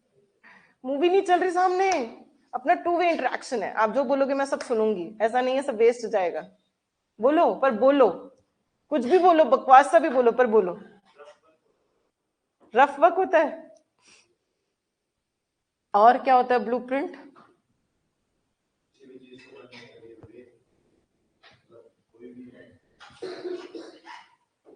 कोई भी प्लान बना के लिख दिया उसको फॉलो करना। जैसे हमारे घर में अभी रिनोवेशन चल रहा है, ठीक है, तो रिनोवेशन के लिए क्या होगा कि वो मुझे ब्लूप्रिंट बनाकर देगा, नक्शा सा बनाकर देगा। यहाँ आपका ये कमरा होगा, यहाँ आपकी किचन होगी, यहाँ आपका वॉशरूम होगा, ये डाइनिंग एरिया होगा, ये बच्चों का कमरा, एंड सो ऑन। एक इमेजिनरी डायग्राम काइंड ऑफ बना दिया, उससे मैं पता लगा सकती हूँ ये चीजें ऐसी हो रही है। तो स्ट्रैटेजी भी एक लॉन्ग टर्म प्लान है, ब्लूप्रिंट है। किस चीज के लिए? कि आपकी इमेज, डिजायर्ड इमेज, हमें कहाँ तक पहुंचना है, हमारी डायरेक्शन, हमारी डेस्टिनेशन क्या होगी, what it wants to be, क्या होना है, what it wants to do, क्या करना है, एंड कहाँ जाना है, कहाँ जाना है, क्या करना है और कैसे करना है, वो सब चीजों का एक ब्लूप्रिंट क्या होती है? आपकी एक स्ट्रैटेजी होती है। क्या क्या डेफिनेशंस पढ़ ली, दोबारा से रिवाइज करते हैं स्ट्रैटेजी की। स्ट्रैटेजी मतलब क्या होता है? इट इज अ मेथड और means to achieve something. Methods और मींस मतलब तरीके कि बिजनेस का ऑब्जेक्टिव आप कैसे अचीव करोगे। स्ट्रैटेजी बनाने के लिए आप सबसे पहले सिचुएशन को एनालाइज करते हो, फिर उसके बाद प्लानिंग करते हो, उसको इंप्लीमेंट करते हो, फिर आप, ताकि आप अपना गोल्स एंड ऑब्जेक्टिव्स को अचीव कर सको। Strategy is a game plan by the management, ताकि वो अपने ऑपरेशंस को कंडक्ट कर सके, पोजीशन ले सके ऑर्गेनाइजेशन की, एक कस्टमर्स को अट्रैक्ट कर सके, कंपीट कर सके सक्सेसफुली, ताकि वो अपना गोल्स एंड ऑब्जेक्टिव्स को अचीव कर सके। विलियम एफ ग्लूक क्या कहते हैं? It is a comprehensive, unified and integration of plan and action, ताकि आप अपना डिजायर्ड गोल्स एंड ऑब्जेक्टिव्स को अचीव कर सकें। इगोर एच एंसॉफ क्या कहता है? कॉमन थ्रेड है जो आप कर रहे हो और आपका जो मार्केट है उसके बीच का जो थ्रेड है, ताकि आप अभी कहां और कहां होना है उनके बीच का थ्रेड होता है strategy. Strategy is a blueprint, blueprint मतलब एक डिजायर्ड इमेज कि मुझे यहां तक पहुंचना है। डायरेक्शन देगा वो मुझे डेस्टिनेशन बताएगा कि आपको कहां हो, क्या करके कहां तक पहुंचना है। ये सारी बातें आपको कौन बताएगी? स्ट्रैटेजी बताएगी। Strategy is analysis, planning, implementation of actions, ताकि ऑर्गेनाइजेशन को एडवर्स सिचुएशन से तो बाहर निकालो और उसको विनर्स में लेकर आ सको। आप सिचुएशंस को एनालाइज करते हो, फिर प्लान करके इंप्लीमेंट कर देते हो जो भी है आपकी चीजें, ताकि अगर आपकी कोई एडवर्स खराब सिचुएशन है वहां से तो हम बाहर निकल जाएं और अच्छी सिचुएशन में हम चले जाएं। तो it is a plan adopted for survival, stability and the growth for the business. उसके लिए एक प्लान होता है। स्ट्रैटेजी, क्या मैं स्ट्रैटेजी को साउंड, अलर्ट और रिस्पॉन्सिबल मैनेजमेंट का सब्स्टिट्यूट बोल सकती हूं? अब ये टर्म्स का मतलब समझते हैं। Sound, alert and responsible management मतलब बच्चों, साउंड मतलब आवाज, स्ट्रॉन्ग कोई चीज, अपन कहते हैं साउंड स्लीप, एकदम डीप स्लीप, ऐसे नहीं कहते साउंड स्लीप, एकदम डीप स्लीप वाली। साउंड मतलब परफेक्ट, अलर्ट एकदम तुरंत रिएक्शन दे दिया, होते ही तुरंत कर दिया। फ्लॉलेस मतलब रिस्पॉन्सिबल, कि हर चीज में कोई गलती नहीं है। क्या स्ट्रैटेजी कभी भी आपकी ऐसी हो सकती है जिसमें कभी भी गलतियां ना हो? नहीं, हम बनाते हैं फिर सीखते हैं, फिर बनाते हैं फिर सीखते हैं गलतियों से, फिर बनाते हैं फिर सीखते हैं हर दिन। अभी उन्होंने बोला था बिग बॉस में हर दिन स्ट्रैटेजीज चेंज होती हैं, क्योंकि हर दिन उनको लगता है यार ये स्ट्रैटेजी तो गलत थी, इससे मेरा गेम प्लान आगे नहीं बढ़ सकता, मुझे दूसरी स्ट्रैटेजी पे काम करना चाहिए। तो स्ट्रैटेजी को कभी भी साउंड, अलर्ट और रिस्पॉन्सिबल मैनेजमेंट का सब्स्टिट्यूट नहीं कह सकते। स्ट्रैटेजी कभी परफेक्ट नहीं हो सकती, कभी फ्लॉलेस, बिना गलती की स्ट्रैटेजी नहीं हो सकती, ऑप्टिमल मतलब परफेक्ट स्ट्रैटेजी नहीं हो सकती। ये स्ट्रैटेजी का नेचर ही है कि वो फ्लेक्सिबल होती है। फ्लेक्सिबल मतलब चेंज, अपन चेंज कर सकते हैं। अपनी स्ट्रैटेजी है, चाहे वो बिजनेस की हो, चाहे वो एक आपकी पर्सनल इंडिविजुअल की हो, किसी की भी अपन अपने अकॉर्डिंग उस स्ट्रैटेजी को चेंज कर सकते हैं। वो प्रेगमेटिक अप्रोच यूज में लेती है स्ट्रैटेजी। प्रेगमेटिक मतलब pragmatic foundation economics subjective pragmatic, ऐसा कुछ पढ़ा था, मैंने पढ़ाया था मेरे बच्चों को। तो प्रेगमेटिक अप्रोच क्या होती है? अच्छा, लॉ ऑफ डिमांड क्या था? लॉ ऑफ डिमांड, अरे ये तो बता दो बच्चों। प्राइस कम डिमांड ज्यादा, ये फिक्स चलता आ रहा है, थ्योरी चल रही है सालों साल, अपन यही फॉलो कर रहे हैं, बट रियल लाइफ में ऐसा नहीं होता। सिचुएशंस को देखकर कई बार प्राइस ज्यादा होती है तो भी डिमांड ज्यादा हो जाती है, हर बार ऐसा रूल फॉलो नहीं होता। तो प्रेग्मेटिक मतलब प्रैक्टिकल सिचुएशंस, रियल लाइफ को देखते हुए प्रॉब्लम को सॉल्व करते हो। जो थ्योरी चलती आ रही है उसको देखकर प्रॉब्लम सॉल्व नहीं करी जाती। तो स्ट्रैटेजी फ्लेक्सिबल होती है, प्रेग्मेटिक होती है। अपनी सडन इमरजेंसीज, कोई इमरजेंसी आ गई उसके अकॉर्डिंग अपन स्ट्रैटेजी पे काम कर लेते हैं, जो भी प्रेशर्स वगैरह आ रहे हैं, ताकि हम फेलियर्स और फ्रस्ट्रेशंस को क्या कर सकें, हमारे अवॉइड कर सकें। तो बेसिकली स्ट्रैटेजी एक इंटीग्रेटेड फ्रेमवर्क है टॉप मैनेजमेंट का, जिससे हम जितनी भी अपॉर्चुनिटीज हैं उनको तो हम इवैल्यूएट कर ज्यादा से ज्यादा एक्सप्लॉइट करने की कोशिश करेंगे, ग्रैब करने की कोशिश करेंगे, फाइंड आउट करेंगे क्या क्या हमारे लिए थ्रेट्स आ सकते हैं, क्या क्या दिक्कतें आ सकती हैं, और फिर हम हमारी रिसोर्सेज को फुल यूटिलाइज करते हैं और स्ट्रेंथ को फुल यूटिलाइज करते हैं, ताकि जो वीकनेस है उसको अपन कम कर सकें। अभी अपॉर्चुनिटीज, थ्रेट्स, ये क्या होते हैं? स्ट्रेंथ, वीकनेस क्या होती है? अपॉर्चुनिटीज मतलब, अरे इतने ब्लैंक मत रहो बच्चों, नॉर्मल पूछ रही हूं, कल पूछूंगी तब क्या होगा फिर?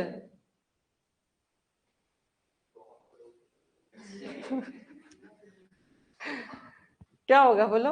उस बेंच पे खड़ा कर दूंगी, वो खड़ी है ना इसके ऊपर, इसके ऊपर खड़े हो जाना, फिर हाथ ऊपर करके, ऐसे छोटे बच्चे खड़े नहीं हो जाते वैसे, थोड़ा सा इधर किस खा लेंगे, फिर आराम से खड़े हो जाओगे, एसी के टच नहीं होंगे। वीकनेस का मतलब इनहेरेंट लिमिटेशन, हाँ। और स्ट्रेंथ का मतलब कैपेबिलिटी। अपॉर्चुनिटी मतलब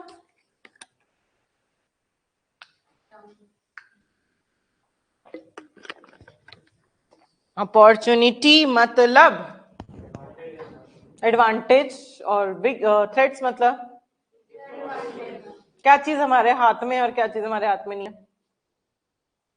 कुछ भी नहीं है हमारे हाथ में तो एसएम की किताब है वो भी नहीं है अभी तो वो भी नहीं है हमारे हाथ में। क्या है इन चार सारे में से? अपॉर्चुनिटीज, थ्रेट्स, स्ट्रेंथ, वीकनेस, इनमें से हमारे हाथ में क्या है? कुछ है? स्ट्रेंथ एंड, वो हमारी है।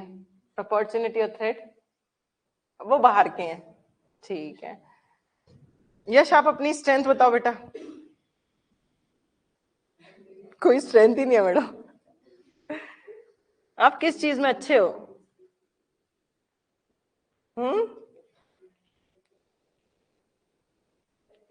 बताओ बताओ। प्रैक्टिकल्स, और जरूरी नहीं है सब्जेक्ट से रिलेटेड बताओ, नॉर्मली भी कुछ भी बता सकते हो।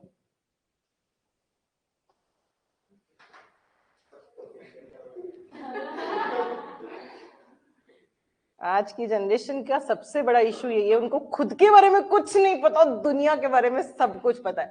क्योंकि दुनिया में क्या चल रहा है वो तो सबको सोशल मीडिया पे आ रहा है, डेली स्नैपचैट पे आ रहा है कि क्या चल रहा है किसकी लाइफ के अंदर। पर हाँ, स्नैपचैट पे नहीं हूँ बेटा मैं,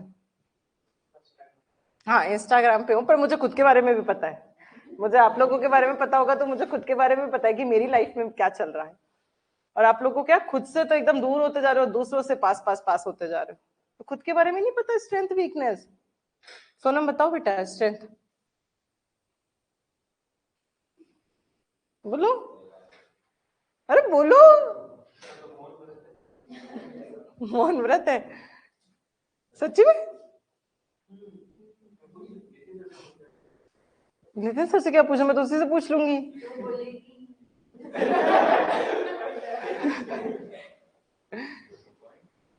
ये तो पॉइंट था। चलो आप बताओ बेटा, कौन बताएगा लास्ट? आप बताओ अपनी स्ट्रेंथ वीकनेस।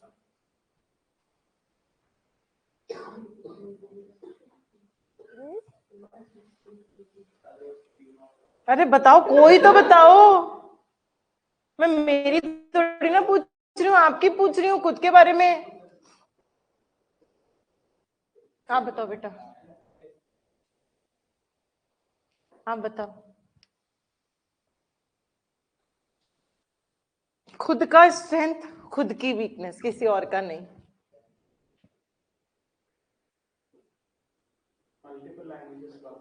मल्टीपल लैंग्वेजेस में बात कर लेते हैं, ये आपकी स्ट्रेंथ है, वेरी गुड। और वीकनेस?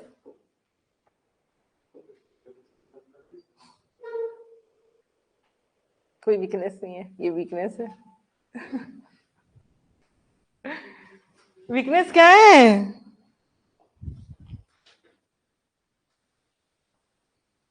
कैसे इंटरव्यू दोगे कंपनियों का, खुद के बारे में एक लाइन नहीं बता सकते जब।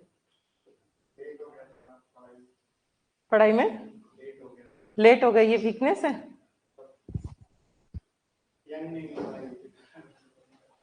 ये वीकनेस नहीं है,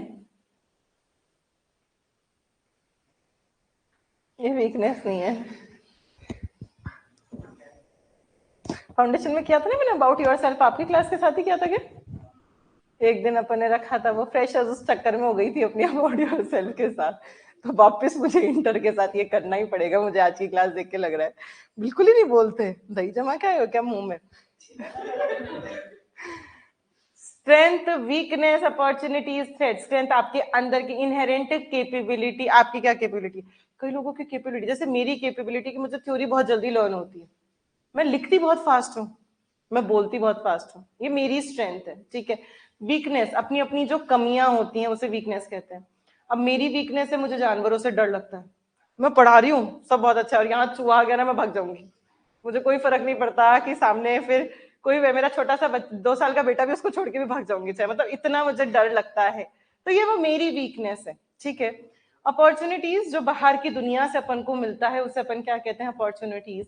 जैसे कि जीएसटी आया था तो जितने भी चार्टर्ड अकाउंटेंट्स थे उनके लिए क्या आई थी, अपॉर्चुनिटीज की, जितना कमा सकते हो अब कमा लो। पर उनके लिए और किसी के लिए वो थ्रेट भी हो सकती है कि जो बिजनेस जो 2 नंबर का काम करते थे उनके लिए क्या हो गया, वो थ्रेट। अब सब कुछ उनको 1 नंबर में पक्के में काम करना पड़ेगा। तो स्ट्रैटेजी एक इंटीग्रेटेड फ्रेमवर्क है फॉर द टॉप मैनेजमेंट, कि जितनी भी अपॉर्चुनिटीज है उनको सर्च कर कर आप एक्सप्लॉइट करो, ज्यादा से ज्यादा ग्रैब करो, फाइंड आउट करो क्या क्या आपके लिए थ्रेट्स अवेलेबल है मार्केट के अंदर, और फिर आप अपनी रिसोर्सेज और अपनी स्ट्रेंथ को यूटिलाइज कर कर उन वीकनेस को कम करने की कोशिश करो। स्ट्रैटेजी तीनों लेवल्स पे बनाई जाती है ऑर्गेनाइजेशन पे, चाहे वो कॉर्पोरेट लेवल हो, चाहे वो बिजनेस, और चाहे वो फंक्शनल। अब हमें तीनों लेवल्स का एक छोटा सा ओवरव्यू पता है, डिटेल में भी हम पढ़ेंगे इसी चैप्टर के अंदर। ओवरव्यू पता है आप लोगों को। कॉर्पोरेट लेवल कौन सा होता था बच्चों, CEO, board of directors, CFOs etcetera. Business level कौन सा होता था, कि आपके कौन से बिजनेसेस हैं, आईटीसी का बिजनेस है, होटल्स का, टबैको का और स्टेशनरी का, तो वो उसके 3 बिजनेस हैं। और उसके फंक्शनल लेवल में क्या क्या आ जाएगा उसका, marketing, finance, HR, production. Hotel का भी, स्टेशनरी का भी और टबैको का भी, ये 3 उसके बिजनेस आ गए। तो स्ट्रैटेजी सिर्फ एक लेवल पे नहीं बनती, तीनों पे बनती है स्ट्रैटेजी। कॉर्पोरेट लेवल स्ट्रैटेजी कौन बनाता है, टॉप मैनेजर। वो किस चीज से रिलेटेड स्ट्रैटेजी बनाएंगे, कि हमें बिजनेस को कैसे एक्सपैंड करना है, हमें किसके साथ मर्ज करना है, किस बिजनेस को एक्वायर करना है, ये सब हम बहुत डिटेल में आने वाले चैप्टर्स में सारी स्ट्रैटेजीज हम पढ़ेंगे। इन स्ट्रैटेजीज को ऑपरेशनलाइज मतलब एक्चुअली इंप्लीमेंट कौन करता है, डिविजनल या फंक्शनल स्ट्रैटेजीज। डिविजनल जो बिजनेस लेवल होता है उसे ही क्या बोला जाता है बच्चों, डिविजनल लेवल भी बोला जाता है। तो उसको इंप्लीमेंट करने का काम डिविजनल और फंक्शनल लेवल का है। वो लोग किस चीज से रिलेटेड स्ट्रैटेजी बनाते हैं, हमारा क्या प्रोडक्ट होगा, कितना प्रोडक्शन करेंगे हम, क्या क्वालिटी, क्या प्राइस होगी, कैसे प्रमोट करेंगे, कैसे कहां से सामान खरीदेंगे, हमारा जो एचआर ह्यूमन रिसोर्स उसको कैसे डेवलप करेंगे, इन चीजों से रिलेटेड आपका डिविजनल और फंक्शनल लेवल स्ट्रैटेजीज बनाता है। Organization strategy can be mix of proactive and reactive strategy. Organization कौन, मनोज भैया। Organization strategy can be mix of proactive and reactive strategy. किसी भी ऑर्गेनाइजेशन की स्ट्रैटेजी 2 चीजों का मिक्सचर होती है, प्रोएक्टिव एंड रिएक्टिव। प्रोएक्टिव मतलब इनिशिएटिव लेना किसी चीज का, और रिएक्टिव मतलब पहले से कुछ चल रहा है उसको देखकर आपने रिएक्शन दिया, उसे क्या कहते हैं, रिएक्टिव। प्रोएक्टिव मतलब किसी चीज के लिए फर्स्ट मूव लेना, इनिशियल मूव लेना। जैसे कि सबसे पहले स्मार्टफोन्स किसने बनाए, एप्पल ने, उन्होंने इनिशिएटिव लिया। तो जब आप कोई चीज के लिए इनिशिएटिव लेते हो तो बच्चों उस चीज में आपका रिस्क भी बहुत ज्यादा है, उस चीज के आपके रिवॉर्ड्स भी बहुत ज्यादा हैं। जरूरी नहीं है जो हम इनिशिएटिव ले रहे हैं वो सक्सेस हो जाए। प्रोएक्टिव स्ट्रैटेजी क्यों की जाती है, ताकि आप अपनी मार्केट पोजीशन और फाइनेंशियल परफॉर्मेंस को और इंप्रूव कर सकें। लिए आप कोई इनिशियल स्टेप लेते हो, आप कोई फर्स्ट मूव लेते हो। रिएक्टिव स्ट्रेटेजीज क्या होती हैं? आप कॉम्पिटिटर के एक्शन को रिएक्ट कर रहे हो। अब सैमसंग के भी स्मार्टफोन्स आने लग गए, नोकिया के भी स्मार्टफोन, सबके स्मार्टफोन्स आने लग गए, तो एप्पल को देखकर उसके कॉम्पिटिटर ने भी रिएक्शन दिया, उसे क्या कहते हैं? रिएक्टिव स्ट्रेटेजी कह देते हैं। रिएक्टिव मतलब रिएक्शंस देना, अनएंटिसिपेटेड डेवलपमेंट्स। अनएंटिसिपेटेड मतलब अनप्रिडिक्टेड। कुछ चीजें, कुछ वर्ड्स बच्चों, जैसे मैं आपसे पूछती हूँ, ठीक है, आपको नहीं आता, तो इसमें कोई शर्म नहीं है कि हम अगर उस वर्ड का मीनिंग लिख लेंगे ना किताब में, कोई फर्क नहीं पड़ता, हिंदी इंग्लिश जैसे भी आपको लिखना है। इससे होगा क्या, जब आप बाद में पढ़ेंगे, अभी तो आपको सुन के सब लग रहा है हमें सब समझ में आ रहा है, पर हम जब घर जाकर वही चीज पढ़ेंगे ना, हम भूल जाएंगे कि उस चीज का मतलब क्या था। हो सकता है आज भी आपको याद रह जाए, 4 दिन बाद जब मैं पेपर लूंगी तब पढ़ेंगे, तब तक भूल जाएंगे, या फिर हम जब एग्जाम के लिए पढ़ेंगे तब तक हम भूल जाए। इसीलिए हमें जो चीज समझ में नहीं आती ना, उस चीज को हम लिख लेना साथ साथ साथ साथ, तो उसको पढ़ने में हमारे लिए बहुत आसानी हो जाती है। तो रिएक्शंस मतलब जो अनप्रिडिक्टेड चीजें होती हैं, उन चीजों को, जो फ्रेश मार्केट्स, कुछ नया कुछ होता है, उसको रिएक्शन देना इज कॉल्ड रिएक्टिव स्ट्रैटेजी। तो प्रोएक्टिव स्ट्रैटेजी को प्लान्ड स्ट्रैटेजी भी कहा जाता है, रिएक्टिव स्ट्रैटेजी को adaptive reactions to changing circumstances भी हो जाती है। तो किसी भी ऑर्गेनाइजेशन की जो स्ट्रैटेजी होती है, that is a combination of proactive and reactive. जैसे ये इन्होंने एक डायग्राम दिया है, कंपनी का एक्सपीरियंस, उसके नो हाउ, उसकी resources, strength, weakness and competition capabilities. तो इन सब चीजों से आप कुछ प्रोएक्टिव और कुछ रिएक्टिव स्ट्रैटेजी बनाते हो। प्रोएक्टिव मतलब कुछ नए इनिशिएटिव्स लेना, कुछ भी नया करना, और रिएक्टिव मतलब आप रिएक्शंस दे रहे हो, जो भी चेंज हो रहा है उसके लिए रिएक्शंस दे रहे हो, और इन सबसे मिलकर आपकी एक नई स्ट्रैटेजी बनकर आती है, आपकी एक एक्चुअल स्ट्रैटेजी बनकर आती है। तो आपको ये डायग्राम भी लर्न करना है। स्ट्रैटेजी पार्टली प्रोएक्टिव, और डिटेल में समझाया है हमें कि डेलिब्रेट या प्रोएक्टिव स्ट्रैटेजी क्या होती है, उससे क्या फायदा मिलेगा। अगर आप कोई चीज के लिए इनिशियल स्टेप लेते हो, तो मतलब आप पहले से सिचुएशन को एनालाइज कर रहे हो, फिर उसके बारे में सोचकर कि हमारी कंपनी की क्या सिचुएशन है, अभी हम कहाँ पे हैं, हमें अपने आप को कहाँ पोजीशन करना है मार्केट के अंदर, हमें हमारे कस्टमर्स को कैसे अट्रैक्ट करना है। अगर आप उसके लिए इनिशियल स्टेप लेते हैं तो ऑब्वियसली आपको ज्यादा कॉम्पिटिटिव एडवांटेज मिलेगा। तो आपने प्रोएक्टिव मतलब आपने सबसे पहले खुद ही एनालाइज किया सिचुएशन को, हम अभी कहाँ पे हैं, और फिर आपने कंक्लूजन निकाला हमें यहाँ तक पहुंचना है, हमें हमारे कस्टमर्स को कैसे अट्रैक्ट करना है। इसके लिए अगर आप इनिशियल स्टेप ले लेते हो, डेलिब्रेट प्लानिंग कर लेते हो, पहले से ही प्लानिंग कर लेते हो, तो इससे आपको कॉम्पिटिटिव एडवांटेज मिल सकता है। बट हर बार ऐसा नहीं होता कि आप प्रोएक्टिव प्लानिंग करो, हर बार ऐसा नहीं होता कि हर चीज के लिए आप पहले से ही सिचुएशन के लिए आप प्रिपेयर नहीं। कुछ चीजें ऐसी होती हैं जो हम कभी प्लान नहीं कर सकते, सडन इमरजेंसीज भी आ जाती हैं। तो जब ऐसा कुछ होता है कि मार्केट में कोई अनएक्सपेक्टेड सिचुएशन आ गई, कोविड जैसी सिचुएशन आ गई, अनएक्सपेक्टेड था, कोविड आया था, कंपनीज ने बहुत सारी स्ट्रैटेजीज बनाई थी कि इस साल हमें ये करना है, ऐसे करना है, इस तरीके से हमें सक्सेस पानी है, सब कुछ नया किया, पर एकदम से कोविड आ गया तो उसको हमें उसके अकॉर्डिंग रिएक्शन देना पड़ेगा। तो कई बार मार्केट में अनएक्सपेक्टेड टर्न आ जाता है, उसकी वजह से आपको रिएक्शंस देने पड़ते हैं। इसीलिए कहा जाता है कि जो पार्शियली स्ट्रैटेजी तो डेलिब्रेट होती है, और पार्शियली स्ट्रैटेजी कैसी होती है, रीजन्ड रिस्पॉन्स टू अनफोर्सीन सिचुएशन। अगर अनफोर्सीन सिचुएशन आ गई तो उसको कैसे हमें रिस्पॉन्ड करना है, उसके लिए पार्शियली स्ट्रैटेजी वैसी भी होती है। तो किसी भी ऑर्गेनाइजेशन की strategy is a mixture of proactive and reactive strategy. अगर आप स्ट्रैटेजी बनाते हो तो बच्चों उससे आपको अनसर्टेनिटी और कॉम्प्लेक्सिटी थोड़ी सी कम हो जाती है, जो मार्केट में आने वाली है। अनरेवल का मतलब रिड्यूस होना, तो कॉम्प्लेक्सिटी और अनसर्टेनिटी थोड़ी सी कम हो सकती है। कई बार क्या होता है, स्ट्रैटेजी में आप एग्जिस्टिंग प्रॉब्लम को समझते हो, अब ये दिक्कत आ रही है, और फिर आप रिवोल्यूशनरी आइडिया से सब कुछ बदल देते हो। जैसे कि एग्जांपल यहाँ पे हमें दिया यूपीआई। यूपीआई क्या है? UPI unified payment interface. क्या है ये? पेटीएम, फोन पे, ये यूपीआई होता है, गूगल पे। इनसे पेमेंट करना आसान रहा या फिर मुश्किल हो गया? तो ये डिजिटल पेमेंट है या फिजिकल पेमेंट? डिजिटल। हम हाथ से पैसा नहीं देते, डिजिटली इलेक्ट्रॉनिकली पैसा एक जगह से दूसरी जगह ट्रांसफर हो जाता है। इसके कुछ एडवांटेज डिसएडवांटेज बता सकते हो यूपीआई के मुझे? कैश नहीं रखना पड़ता, ये बहुत बड़ा एडवांटेज है। नहीं पहले कैश रखना पड़ता था आपको। डिसएडवांटेज क्या है? हाँ, फ्रॉड्स ज्यादा हो जाते हैं। और डिसएडवांटेज क्या? फ्रॉड तो वहां भी चोरी हो सकती थी, उनको समझ में नहीं आता कैसे डिजिटल पेमेंट करना है। और डिसएडवांटेज क्या हो सकता है? ज्यादा खर्चा होने लग गया, ये बेस्ट डिसएडवांटेज। Over spending. पहले हाथ में कैश होता था, हाथ में 100 रुपए हैं, तो जब 100 रुपए खर्च होते थे ना तो दिखते थे वो 100 खर्च होते। अब किसी को 1000 भी देने हैं तो अपन ने फोन से दे दिया, वो पता ही नहीं चलता वो 1000 रुपए आपके खर्च हो गए, क्योंकि वो डायरेक्टली अकाउंट से डिडक्ट हो जाते हैं। तो ओवर स्पेंडिंग बढ़ गई। बट आपने सिचुएशन को समझी कि पहले आप लोगों को दिक्कत आती थी, कहीं कई बार अपन कैश रखना भूल जाते थे, फिर अपन सामान खरीद लिया, अब घर इतनी दूर, वापस घर से पैसा लेके आओ या सामान छोड़ दो, सब कुछ बहुत मुश्किल हो जाता था।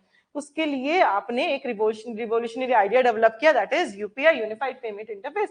उससे क्या हो गया? सब कुछ सिनेरियो ही बदल गया। अब एक एग्जांपल दिया है हमें, अब सोच कर बताना कि क्या ये एक स्ट्रैटेजी है या नहीं है ये strategy. A ketchup brand making a healthier ketchup with less sugar and preservatives to attract more customers by letting parents feel safe about their kids consuming ketchup. क्या इस चीज को स्ट्रैटेजी कह सकते हो? हाँ, क्यों?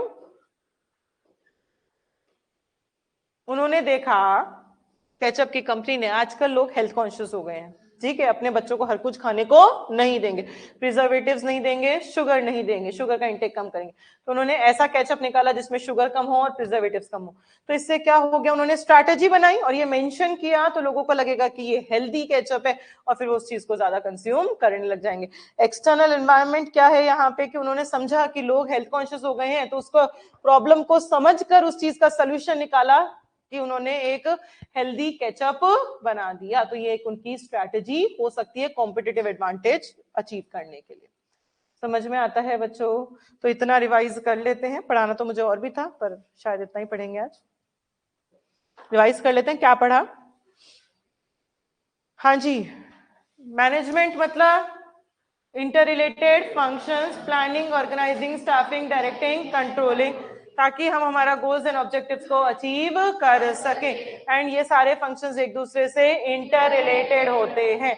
प्लानिंग मतलब डिसाइडिंग अबाउट द गोल्स, फिर उनके लिए रिसोर्सेज को एक्वायर करना, लोगों को बताना कि आपका ये काम है, और फिर कंट्रोल लगाना, चेक करने के लिए कि जो हमने सोचा था वो हम अचीव भी कर पा रहे हैं या नहीं कर पा रहे। सेकेंड, मैनेजमेंट मतलब वो सारे लोग जो काम जो हो रहा है उसके लिए वो रिस्पॉन्सिबल हैं। कैसे? वो लोग क्या करते हैं? जितनी भी डिसऑर्गेनाइज्ड रिसोर्सेज हैं, like man, machine, material, technology, उनको वो इंटीग्रेट कर उस ऑर्गेनाइजेशन को प्रोडक्टिव एंड पर्पसफुल एंटिटी बना देते हैं। किसी भी ऑर्गेनाइजेशन की जो सक्सेस और सर्वाइवल किस पे डिपेंड करती है?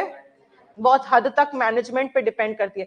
क्या मैनेजमेंट को इन्फ्लुएंशियल प्रोसेस कहा जा सकता है? हाँ, क्योंकि मैनेजमेंट मतलब लोगों से काम करवाने का तरीका, तो उसे इन्फ्लुएंशियल प्रोसेस भी कह सकते हैं। मैनेजर्स क्या बनाते हैं? स्ट्रैटेजीज बनाते हैं। क्यों? ताकि एनवायरमेंट में जितने चेंजेस आ रहे हैं उसके साथ वो कोप अप कर सके, एडजस्ट कर सके और उसे अडेप्ट कर सके। स्ट्रैटेजी मतलब क्या होता है बच्चों? मेथड्स और means to achieve something. Strategy कैसे बनाई जाती है? पहले सिचुएशन को एनालाइज किया, फिर प्लानिंग की, फिर इंप्लीमेंट किया, ताकि हम गोल्स एंड ऑब्जेक्टिव्स को अचीव कर सके। Strategy is a game plan by the management, ताकि वो अपनी पोजीशन ले सकें बिजनेस में, अपना ऑपरेशंस कंडक्ट कर सकें, कस्टमर्स को अट्रैक्ट करेंगे तो उससे उनको कॉम्पिटिटिव एडवांटेज मिलेगा और उनसे उससे गोल और ऑब्जेक्टिव अचीव कर पाएंगे। विलियम एफ ग्लुइक ने क्या कहा? स्ट्रैटेजी मतलब कॉम्प्रिहेंसिव, इंटीग्रेट, यूनिफाई करना प्लान्स और एक्शंस को, ताकि आप जो चाह रहे हो वो आप अचीव कर सको। इगोर एच एनसॉफ ने क्या कहा? It is a thread, common thread between आपकी एक्टिविटीज और जो आपका मार्केट है उनके बीच में, ताकि बता सके हम अभी कहाँ हैं और हमें कहाँ जाना है। It is a blueprint or long-term plan कि what it wants to be, where it wants to go, and what it wants to do. Strategy का मतलब क्या होता है? इट इज द एनालिसिस, फिर प्लान करते हैं, पहले सिचुएशन को एनालाइज करते हैं, फिर प्लानिंग करते हैं, फिर इंप्लीमेंट करते हैं सारे एक्शंस को, ताकि अगर कोई एडवर्स सिचुएशन हो तो हम बाहर निकल सके और अपने आप को एक विनिंग पोजीशन पे लेकर आ सके। Strategy is a plan adopted for stability, survival and growth of the organization. क्या स्ट्रैटेजी को sound, alert and responsible management का सब्स्टिट्यूट कह सकते हैं? नहीं, क्योंकि स्ट्रैटेजी फ्लेक्सिबल है, प्रैग्मेटिक नेचर की है, सडन इमरजेंसीज के साथ कैसे टैकल करें ताकि फेलियर्स को हम अवॉइड कर सके। Strategy is a integrated framework for the top management. यहाँ पे टॉप मैनेजमेंट को क्या बताते हैं कि किस तरीके से आपको अपॉर्चुनिटीज को ग्रैब करना है, फिर थ्रेट्स क्या क्या होंगे, आप अपनी रिसोर्सेज को कैसे यूटिलाइज करेंगे ताकि आप अपनी वीकनेसेस को क्या कर सके, कम कर सके। स्ट्रैटेजी तीनों लेवल पे बनाई जाती है, चाहे वो कॉर्पोरेट लेवल हो, चाहे वो बिजनेस लेवल हो, चाहे वो फंक्शनल लेवल हो। कॉर्पोरेट लेवल कौन बनाती है स्ट्रैटेजीज? Top managers. वो किस चीज से रिलेटेड स्ट्रैटेजी बनाते हैं? Like expansion, merging, acquisition. Business और फंक्शनल लेवल का काम क्या है? उसको ऑपरेशनलाइज करना। वो लोग डिसाइड करेंगे कितना प्रोडक्शन वॉल्यूम बनाना है, किस क्वालिटी का, किस प्राइस का, कहां से सामान खरीदेंगे, सब वो लोग डिसाइड करेंगे। ठीक है। Strategy is a mix of proactive and reactive strategy. Proactive मतलब किसी चीज के लिए फर्स्ट स्टेप लेना, इनिशिएटिव लेना, जैसे कि स्मार्टफोन का इनिशिएटिव लिया एप्पल ने, तो उसमें रिस्क ज्यादा एंड रिवॉर्ड्स भी ज्यादा। देन प्रोएक्टिव स्ट्रैटेजी क्यों करी जाती है? ताकि हम मार्केट की पोजीशन और फाइनेंशियल परफॉर्मेंस को और इंप्रूव कर सके। रिएक्टिव मतलब कॉम्पिटिटर ने कुछ किया, उसको रिएक्शन देना, उसे क्या कहते हैं? रिएक्टिव स्ट्रैटेजी कहते हैं। Reactions to the unanticipated changes, कुछ मार्केट में नया हो रहा है, फ्रेश कंडीशंस आ रही है, उसको रिएक्शंस देना, तो क्या कहते हैं अपन? प्रोएक्टिव स्ट्रैटेजी को प्लान्ड कह सकते हैं और रिएक्टिव स्ट्रैटेजी को अडेप्टिव स्ट्रैटेजी भी कह सकते हैं। स्ट्रैटेजी पार्टली प्रोएक्टिव होती है या डेलिब्रेट होती है, मतलब आप पहले से सोचते हो, फिर आप देखते हो हम कहाँ हैं, हमें कहाँ जाना है, कैसे हमें कस्टमर्स को अट्रैक्ट करना है, उसके लिए आप पहले से तैयारी करके रखते हो। पर हर चीज की पहले से तैयारी नहीं कर सकते, कुछ चेंजेस अनएंटिसिपेटेड भी होते हैं, सडन इमरजेंसीज भी आती है, तो आपको उनके लिए क्या करना पड़ता है? रिएक्शंस देना पड़ता है। इसीलिए कहते हैं स्ट्रैटेजी पार्टली प्रोएक्टिव होती है और पार्टली रिएक्टिव होती है। स्ट्रैटेजी मतलब आप सिचुएशन को एनालाइज करते हो, पहले प्रॉब्लम देखते हो, फिर उसके अकॉर्डिंग आप कोई रिवोल्यूशनरी आइडिया बनाते हो जिससे सब चेंज हो सकता है। एग्जाम्पल केचप वाला हुई गया एग्जाम्पल आप यूपीआई वाला भी एग्जाम्पल ले सकते हो। ठीक है, यहां तक क्लियर है बच्चों? चलो आज यहीं तक पढ़ेंगे, ये आप लोगों को कल अच्छे से लर्न करके आना है कंप्लीट। स्ट्रैटेजी में जितनी डेफिनेशंस है वो सारी आप लोगों को लर्न होनी चाहिए। कल मैं आप लोगों से ये सारा सुनूंगी, फिर अपन आगे का कंटिन्यू करेंगे। ठीक है।